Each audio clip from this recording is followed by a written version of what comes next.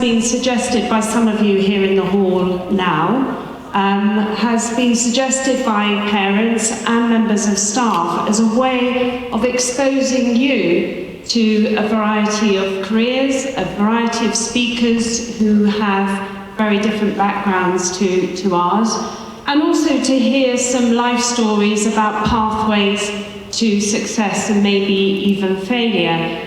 So the ethos and the objective of these lectures are that it's a purpose to make you think. You are supposed to think and you're supposed to gain something from the lectures. Now, the topic of the lecture may not be of particular interest to you. It may be of a career or a route through life that you're not aspiring to. However, I believe that we can all learn from everybody, and therefore I'm requesting you to respectfully listen to the speaker, and also I believe we may be taking questions at the end, because I think each speaker throughout this year will be able to offer you something different, and maybe a different perspective or a different way of thinking or a different experience that you may have not come across. So I'm delighted to welcome Mr. Arvind, our first speaker of this series. Now, before the head girl introduces Mr. Arvind, just to give you a little bit of context, and in our prefects meeting yesterday, the environment and looking after what we can do as individuals for the environment came up in conversation, and Mr. Arvind is an urban environmentalist. And just to put it in perspective, Bangalore used to have 280 plus lakes, but due to encroachment, or authorised and unauthorised encroachment, they've maybe dried up, they've maybe been leased by the government. These lakes have declined, and also those that exist now are in a state or in various states of deterioration, and we all, of course, all have heard about the Bangalore lake catching fire. But also in a more local context, just to make you aware that the NPS schools in Chennai this summer faced quite a huge difficulty because Chennai literally ran out of water, and thankfully the schools were still on vacation, but the beginning of the term was very much compromised because of the lack of water. And I think we here at TISB take it for granted that when you turn on the shower or turn on the tap or flush the toilet, we're expecting there to be water. We purchase a massive amount of water on a daily basis, and our water bore here at school is declining by 3 feet a year. So we are also very aware that here at TISB and in Bangalore, the situation is not improving. And I'm happy, I said to the prefects yesterday that I'm very happy to announce that all the bathroom work that took place in the boarding houses and a lot of the underground pipes have been replaced, and because of that we have reduced our water consumption by 35,000 litres a day. So all that effort and work was not only to... Thank you.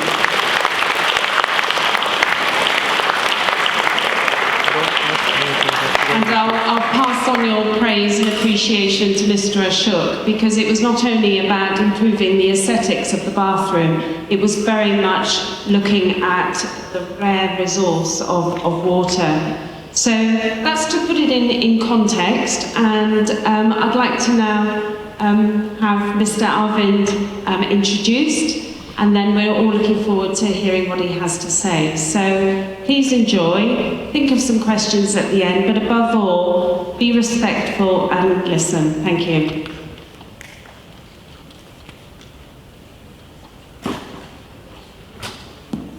Good morning, everyone. I would like to introduce our inaugural speaker for the Aajivin series, Mr. Arvind Keerthi. Mr. Keerthi is an urban environmentalist who comes from our very own region of Whitefield in Bangalore.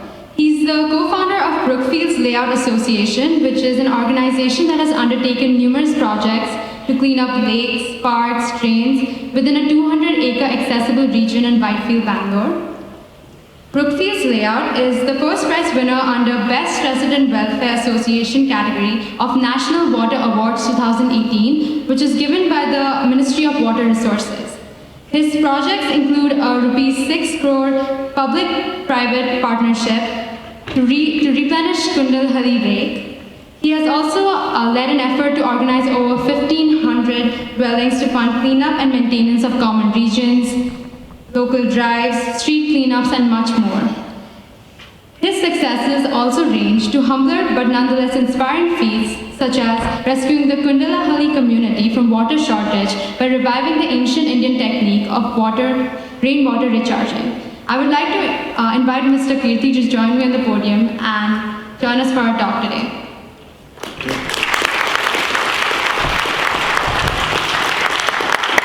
Hello everybody. Thank you very much for that very kind introduction. So although the Kundalhalli Lake, which the head girl spoke about, is sort of a case study, something we definitely did. It was a nice success to have. I want to speak today about a somewhat broader concern. That is to say, the problem of local governance in general. So let me walk you through what I have to say. So the talk is titled "How to Win Public Spaces and Influence Their Improvement." Okay, I've called this the Keerthi framework, naming it somewhat immodestly after myself. Okay, so I want you to step back a little bit and think about our city, or the city you are currently residing in, Bangalore. And what comes to mind, what comes to your mind when you think of a road, a sidewalk, a park, or a lake in Bangalore? Okay, you saw that. Go ahead. Pollution, that's right, that's one thing. Can you give me one more, sort of adjective? Go ahead. Unsanitary. It's unsanitary as well. So we have all of these adjectives that come to mind, and it's certainly clear. So I have put a lot more of these adjectives, and let's see why that is the case. We have chaos, we have a lot of potholes, there's a lot of traffic, there's garbage dumps, noise, littering, it's dug up, pollution was mentioned, right? Dirt, broken rules, you find people, men even peeing and spitting, all kinds of bad things are happening, right? And this is kind of a shame for us, right? Are you guys proud of it? Does this happen inside your gated communities? How many people say yes, it happens inside my gated communities? Very few, right? So I think you want to ask yourself a question. I hope the question comes to your mind as to why is it well run inside a gated community? Does all of this happen inside KISB, inside your campus? How many people think it happens inside your campus? A lot of people think it's okay. So I appreciate the sense of sarcasm, but no, it doesn't happen inside your campus, but it happens just outside your campus, right? Okay, let's take a look at why this is the case. Any ideas why? Money, that's, you mean okay, money is a very good point that he's raised. I think he means public funds. I think people have a lot of money here, but what is it that lacks money? What agency lacks money? Government lacks money, great point. Anything else? Why are the roads in such a condition? Uneducated people, not necessarily. Ignorance. Okay, let's go through. I was hoping that somebody would say overpopulation. Okay? But did you know that Bangalore's population density, which is the number of people per square kilometer, is just half. I think it's only 40% of Singapore. And I think Singapore is a very well-run place. And so is Japan. the population and density of Japan is only about the same as India. So overpopulation alone cannot explain it. I don't think overpopulation alone explains it. Although we have a lot of people, we also have a lot of land area. Someone mentioned money, right? And there is the problem of theft of tax money, right? This is known as corruption. And this is true to some extent. And this is an unfortunate thing. But this is not all of it. There is the problem of non-compliance with tax payments, right? So there are people who don't pay taxes, who avoid, and there are people probably in this very room whose parents don't pay taxes. It's quite likely. And why is that? Why is that? You guys are probably for the wrong reasons, I think. But I think the reason the population doesn't pay taxes is most likely because they've actually lost trust in the government. Right? When there is theft of tax money, you won't feel like paying taxes. Right? So that these two are actually related. Non-compliance, that is, people not paying taxes, are related to the theft of tax money. And poor law enforcement. Okay? So you do something bad on the street, there's nobody who comes and finds you, nobody who does anything to actually tell you not to do it. Garbage dumping, nothing happens. And there are some other problems here that cause poor law enforcement, for example, political interference, low government budgets, and so on and so forth. But I think, really, the biggest problem is due to you and me, due to the average citizen. And there's a quality of the average citizen that I want to talk about here, which is apathy.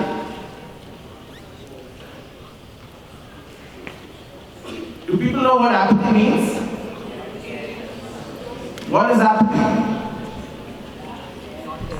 Yeah, we don't care, right? Nobody cares what happens to public spaces. And for apathy to work properly, and it works excellently in India or in Bangalore, there are two golden rules. If it belongs to the public, it belongs to no one. Does the road belong to you as an individual? No, it doesn't belong to you. Does the park belong to you? No, it doesn't belong to you, right? Therefore, it belongs to nobody. It belongs to the public. You can do any damn thing you want with it. This is also known as what? There's actually a term in economics that describes this. What is this? It's known as the tragedy of the commons. Excellent. So the park is common to us, the road is common to us, and the road helps you get to school. It's a very important asset. It's a very important public asset. And the lake provides you with water, right? The lake recharges your groundwater and it is responsible for your drinking water, but still it is common property. Nobody cares. And if all of these things are actually maintained well, our productivity and happiness would greatly go up. But nobody cares. And secondly, if someone is damaging or dirtying these public properties, then it's not your problem. It's not the same as your bedroom or your house being dirty. So this is sort of a cultural issue. It's not unique to our country, but I think this is something that we suffer from. So now that we've kind of identified all these issues, let's talk about something more positive. So we have a situation where, you come to this glorious campus like ISB, very beautiful, but the road leading up to it is quite dirty. It's filled with trash on both sides. Lots of bad things are happening. And yes, it's due to apathy. So how do we turn it around? Any ideas? How do we turn this around? So now's the time for you to be a little more creative. Yeah, go ahead. Education, but we are the world leaders in education. We've got so many schools. Okay, think about this. Let's narrow down this issue. You have a small park. Maybe there's a trash can or a trash dump or something just outside of your community or outside of the building or complex that you live in. Let's say there's a problem in the village outside of TISB, right? TISB is a fantastic school. It's very well run. It's a very beautiful campus. You know, all the services come to you in a clockwork fashion. There's water in the bathrooms, there's trash is there, and you don't know how well you've got it here. You really don't know how well you've got it here. But cross the road. See how bad it is over there, right? And let's say out of the spirit of generosity, you want to fix that particular village. The particular government school is not as awesome as yours. Teachers don't show up there. They don't have books, they don't have funds, they don't have money. How do you go about it? Any ideas?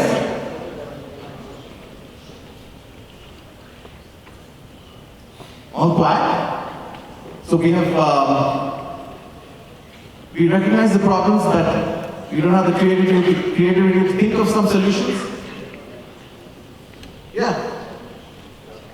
Donation of money. Okay, yeah, I think that might work. That's a little, it's one part of the solution, yes? I think that's a good point. He says you want to be directly involved in the improvement, but let's get more specific. How do we directly involve ourselves? Privatization, I think that's a really profound point. I think the student has kind of recognized that private institutions in India do well, but it's the public spaces that are not doing well. So maybe he wants to privatize all the roads and the parks, but that has other problems. It sort of excludes people of lower classes from accessing those areas. So while it's a good idea, I don't quite accept it. Any other ideas? Yes? Yeah, NGO. What does an NGO stand for? Non-governmental organization, that's exactly right. And they have popped up because the government is not delivering services. That's why you have non-governmental organizations trying to do the same things, trying to deliver education, deliver water, and so on and so forth. So those are all very good ideas. But let's look at some of these things. The first thing you want to do to fix a certain social problem is to find a bunch of people to form a community around that public space. What that means is you are not the only one who has sort of noticed that something is going wrong in that public space and is appalled by it. You've got to find friends who think the same way. You've got to create a community who thinks that, well, this is our lane, this is our park, this is where our kids play, and it's got to look good. This is our forest. And if you don't find anybody, then you alone, I don't think, can do much. So you've got to find a group of committed people, individuals, who can actually care for that public space. Next, you've got to build an ownership of this place. You've got to build an ownership of the particular road or park or school that you're trying to adopt. You've got to get people to love it. You've got to get people to say, no, this situation has to change. And this is a sort of, not an ownership in title, but a spiritual ownership of the land. If there are any particular troublemakers, people who are, and you've got all kinds of troublemakers, you've got people who trash the place, who won't care about your efforts. You've got to meet them and speak to them. And you've got to speak to the government departments in charge. So believe it or not, every public space or every public domain in Bangalore has a government department. There is a department of forest, there is a department of lakes. They're supposed to take care of all this. And if they don't, you can always go and petition them. If the government doesn't take action, what can you do in this democratic land? It says right there you can always organize protests. And you also know that every area has an elected representative. How many of you are even aware of that? A lot of people are aware of that we actually elect our representatives to what? We elect them to the parliament, which sits in New Delhi, and we also elect them to the legislative assembly. Does anybody know who our member of parliament is for this school?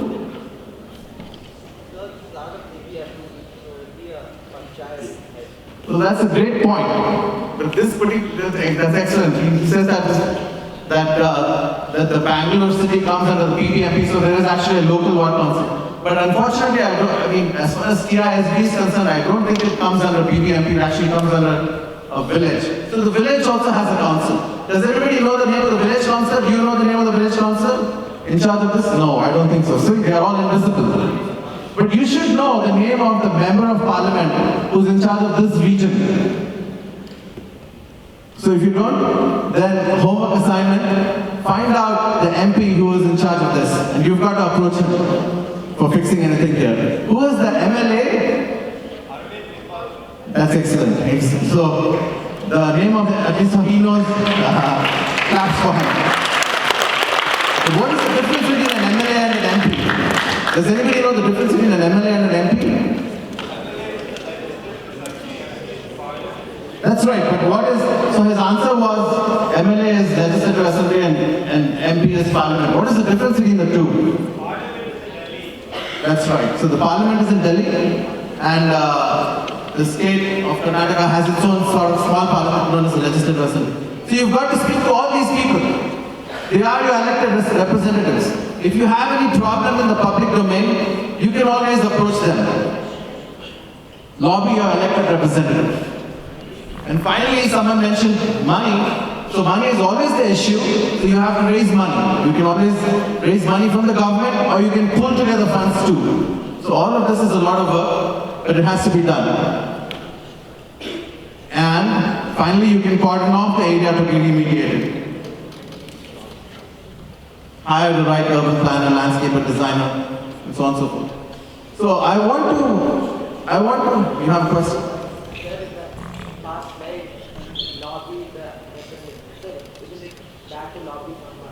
No, I mean lobby in a good way. Lobby is, the question is the word lobby sort of a bad word to use?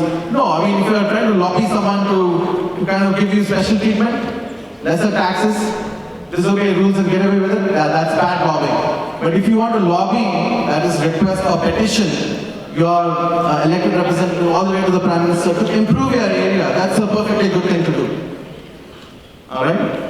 Okay, so I want to look at the case of Kundanahalli Lake. Okay, this is a lake, as mentioned before, I was involved in remediating. So let's see how it looked prior to or when we got started with this project. So this is Kundanahalli Lake before we started work. It was actually a trash dump. You can see that it is in pretty bad shape. It was not only a trash dump, it was also a cesspool. That means all the surrounding villages used to release their raw sewage into this lake. And if you lived in Whitefield, if you lived in any of those buildings or houses in Whitefield, and if you had trash coming out of your house, then it would just be trucked away and put into this lake. So this lake was actually a landfill. Imagine how bad that is. Is that the place you put trash? That's certainly not the place to put trash. It's an environmental crime to put trash over there.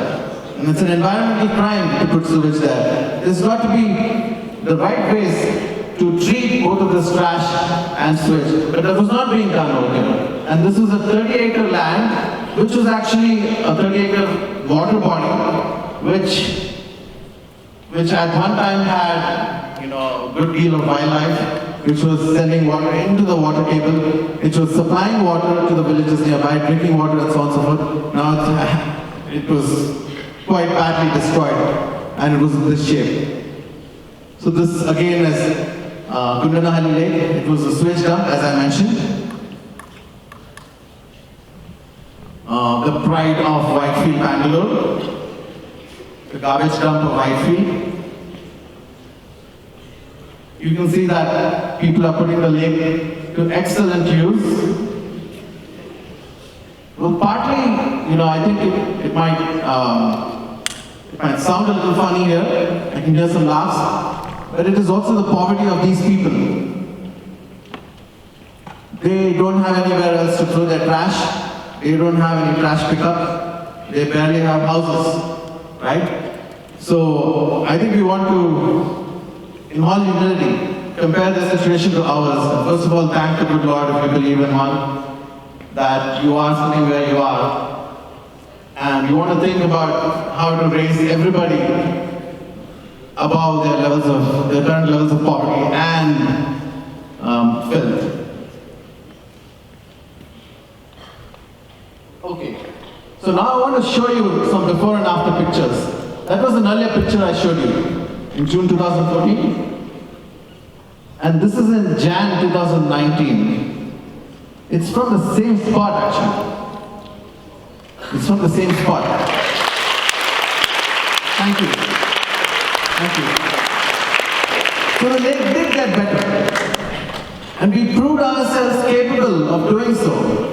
We proved ourselves capable of conferring respect, the respect that is due to a public property and a water body like the lake. There was another picture that I showed you before, and from the same spot, there's water. There's no garbage there.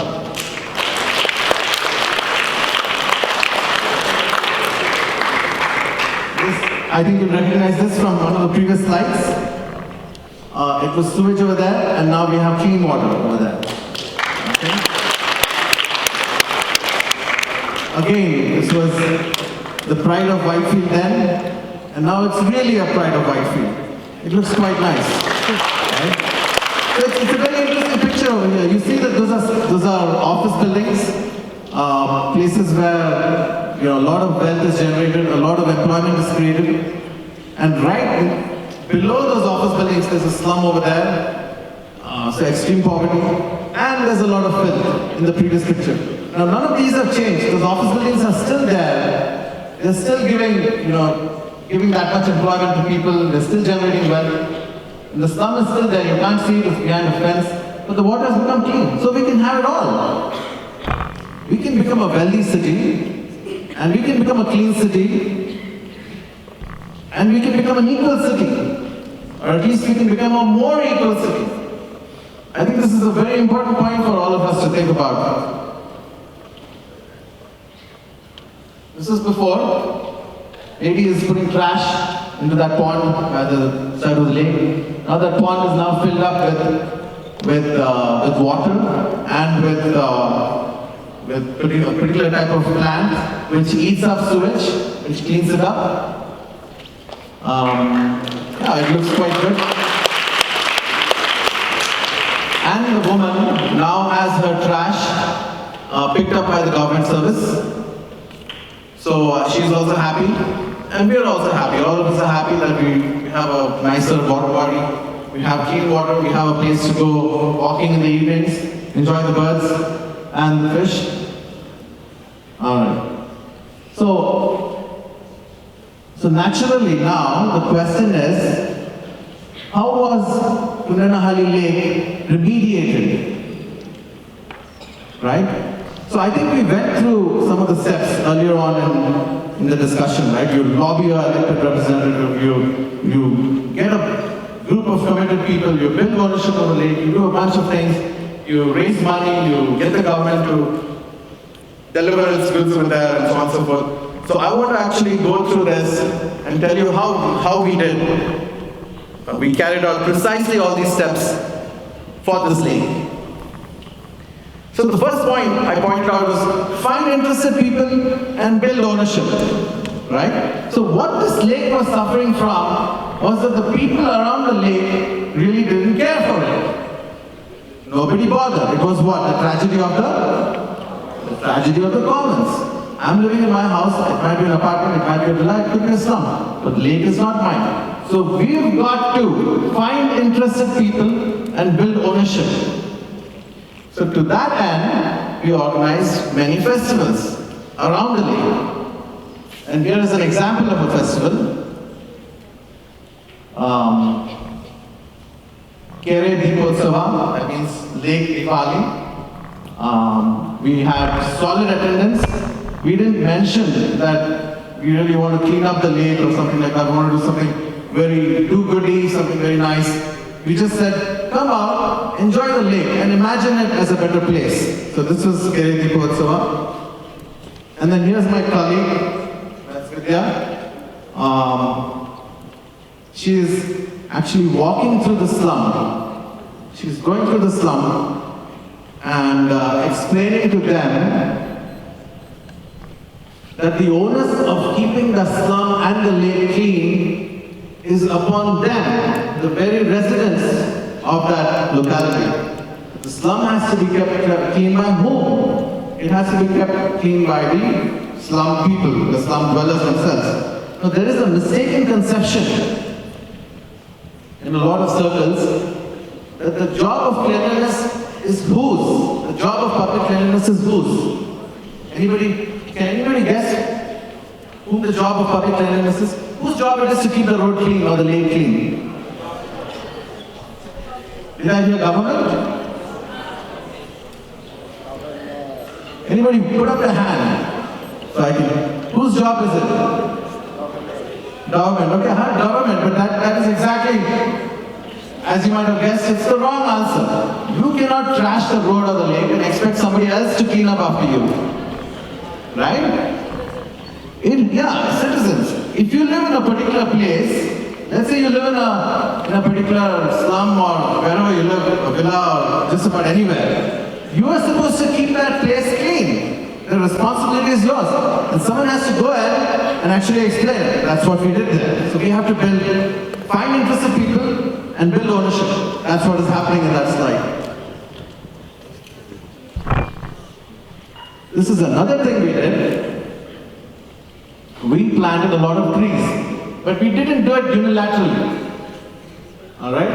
We organized a lot of people around the neighborhood, from the apartment dwellers, from the slum dwellers, from the villa owners nearby. So come on over, we'll give you saplings, and you can plant them with your own hands. Pretty soon you're going to have a forest. Okay, now there's a big difference in getting people to plant trees and having a contractor come and plant trees. Right? What happens when you plant a sapling? What happens when you plant a sapling? Yeah, exactly right. Because the sapling becomes yours. Right? You become interested in seeing the sapling grow into a tree. So if you have 100 people planting trees at the lake, you have 100 people becoming very interested in the fate of those saplings. You have 100 people wanting those saplings to become trees. And you have a trash collection drive, which was in which we found participation from a school just like yours. Right? Kids just like you came out of their classrooms and collected trash. And there's other kids, the top right, who also participated in tree planting. And they are all now become owners of the lake. This is an invitation card. It's not a very pretty looking invitation card, but we wanted to present it as is. There's a trash dump outside the lake or on the lake premises. And on Sunday, 12th November, 2 p.m., we're going to clean up the trash pile at the lake entrance. And after sunset, we are going to light 3,000 lamps around the lake. You bring with you a water bottle and shoes, and we'll supply the tools and the tractor. Right? And this again became a big event. People actually coming and taking out the very trash that they themselves threw on the street over the last few months and years. Right? So now they are now invested in cleaning up this region. There's another school just like yours, kids coming out, planting trees. Right? Did I say that we should speak to the government department in charge? Yes, I did. And of course we did. So here you see some top government engineers and officials looking at the lake and saying, based on our invitation to them, saying, we've got to fix this, let's do something about it. The lake also is a scientific problem. It's a hydrological problem, if you know what hydrology means. You have to get the water in the right place. You have to let it out the right place. You have to purify the water. You have to set up a sewage treatment plant. So we did set up a sewage treatment plant, I'll come to that. Raise money. Someone mentioned money, just a few minutes ago. It's a very important thing. No matter what vision you have, you've got to have a way to fund it. And this, we actually did as a public-private partnership. Anybody know what a public-private partnership is? Right here on the slide. Put up your hands, participate. Yeah.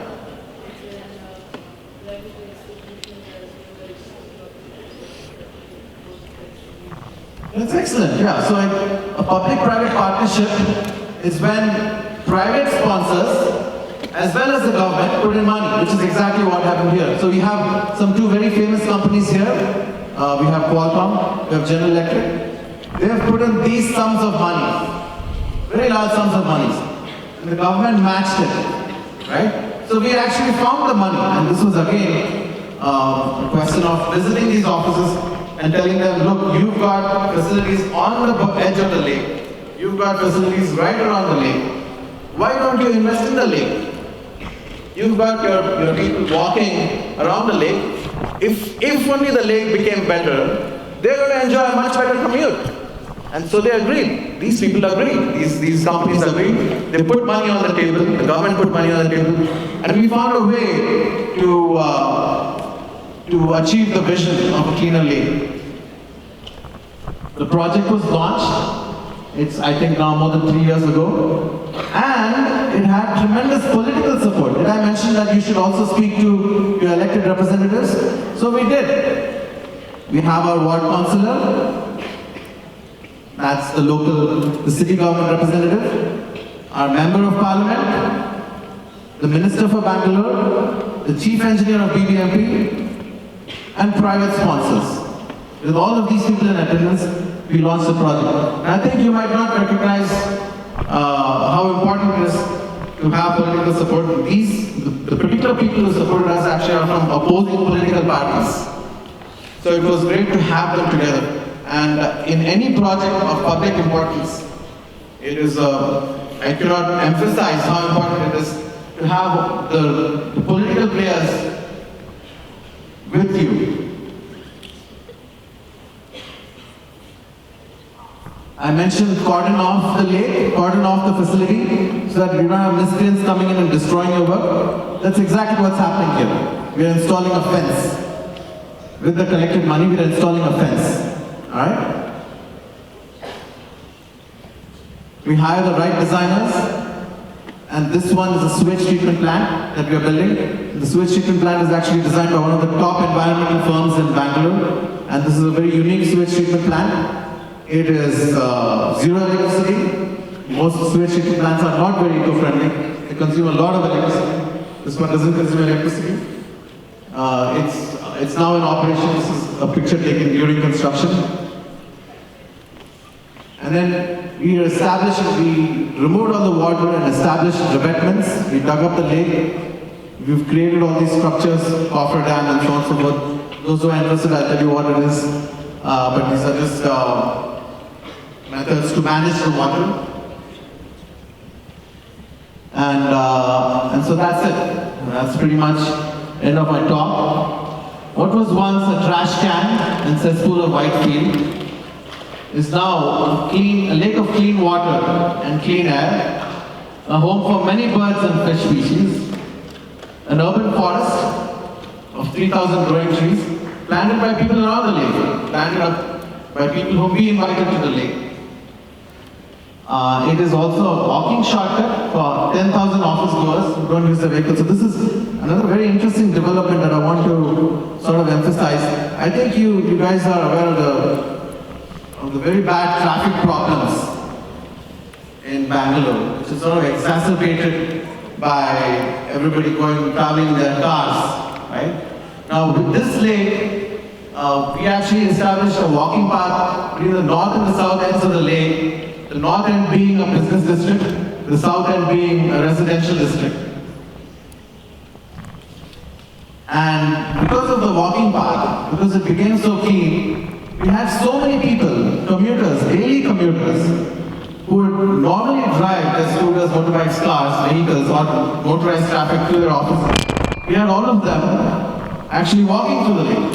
So this is what I call a multiplier benefit. We started off trying to fix the lake, and we actually improved not only the lake, but also remediated a traffic problem, right? So this was a really very satisfying end for us, and that's it, you know. And I want you guys, if I may, you know, I sort of kind of presented a formula, if you could call that. I want you guys to run out and adopt something, you know. I know you're busy with gossiping and with studying and, you know, changing girlfriend, boyfriend, etc., etc. But we can, you know, you can look at social problems, look outside your immediate bubble, and throw yourself at it, if there's any message for this. Okay? All right. Any questions?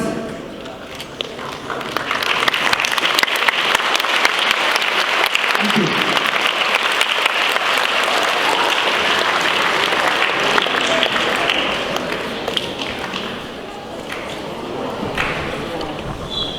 Okay, well, thank you very much. And I think one thing that Arvind has emphasised is how each one of us has a social responsibility, and I think it's very easy for us to get caught up in our busy lives and forget that actually we have a responsibility not only for ourselves but for others, and we need to remember that. Any question at all? Anybody would like to ask? Well, thank you very much for your participation, and I'd like Agustin to present an award or a plaque to thank Arvind for speaking here this morning. So thank you.